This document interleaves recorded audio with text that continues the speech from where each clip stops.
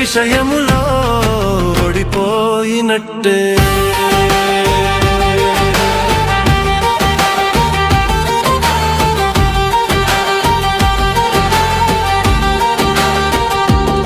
మనసు భారంగా నిలిచిన వేళలో నీవు మొఖరించి ప్రార్థన చేయుము. కన్నీటి ప్రార్థన యేసు కనికరిస్తాడు.